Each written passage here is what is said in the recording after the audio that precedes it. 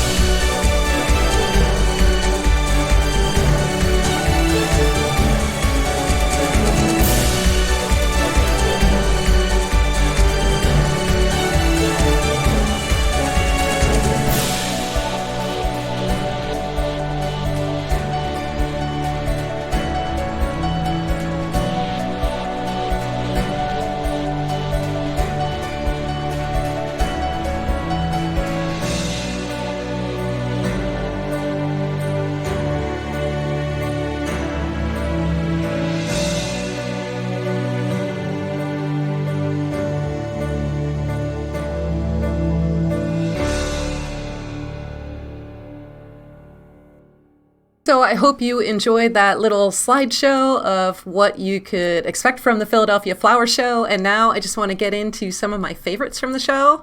Starting with this beautiful display. This was right when you walked into the show. It was the first thing you saw, and it was incredible. Reflection pools. There was amazing lighting. There was flowering trees in the background. There was even a garden ceiling with different flower arrangements hanging from the ceiling, and it was just spectacular, spectacular way to enter this show. They also have like this huge tulip display. I've noticed it's every year they kind of do this type of thing where there's just a wide range of different tulips. And then next to each section, you can get the name of the tulip. My favorite here was Tulip American Dream. I thought it was really cool. It's the orange one on the left side of the screen here. And I thought it looked really like a poppy, and it might be something that I'll put into my own home garden. Next is this little garden room. So there's little garden room displays throughout the exhibition. And this was Alice in Wonderland inspired. As soon as I walked up to it, I was like, oh, that's definitely Alice in Wonderland. So beautiful, so whimsical and fun. I'm definitely going to take some inspiration from this for my own garden. The hanging planters that they had them all along the ceiling, and they were lit, and they were all this orange and pink theme. I thought it was really unique and really different.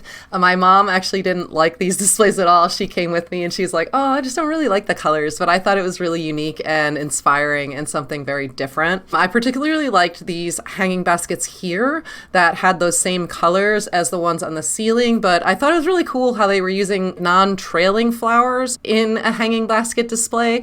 That was really unique and interesting, and might be something that I'll try in my own hanging baskets at home, maybe just trying to put some taller plants in that would droop over the sides. I thought that was really cool. This was really awesome too. It was a map of the United States, and it was again by that theme, United by Flowers. And so this was divided by the gardening zones in the United States. And on the right side, there was like a little map that showed which color corresponded with your gardening zone. So I just thought this is a really cool way to kind of visually demonstrate the gardening zones and how beautiful and united everything is. They had a lot of these displays, and they're usually entered by different colleges and universities and things like that. But this one was a really fun, whimsical sensory garden. So every area of the garden had seeing, smelling, hearing, tasting, touching elements. And I just loved the purple paths, obviously pretty purple doors. So the purple paths got me, but I just loved how there was different sensory elements to this. And this was Kelly Norris's meadow design. He's the author of several books, including New Naturalism, Designing and Planting a Resilient, Ecologically Vibrant Home Garden.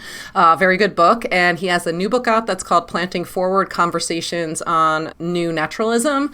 He also has an online course called the New Naturalism Academy. So Kelly Norris, he's really great, and I'd highly recommend checking out some of his books or even his course if you're into this naturalistic style planting. He's the go-to for that. And here are just a couple other displays that I really enjoyed. The heart with the trailing flowers was really cool. Just this reflection pool with a very strong focal point at the end of it. And then they had a couple that were doorway displays, and I loved this wreath that was shaped like a guitar. Well, not shaped like a guitar, it actually is a guitar, but with the flowers pouring out of it. I thought that was really, really cool. So that's the Philadelphia Flower Show in a very short, compacted video. I hope you enjoyed it. If you like videos like this, touring different gardens or botanical gardens, I visit lots of gardens, and I'd love to share them with you. So leave a comment below if you like this style of video. And I recently did a video on the Epcot International Flower and Garden Festival, and you can check out that video right here. I'll leave a link to it, and I'll see you over there.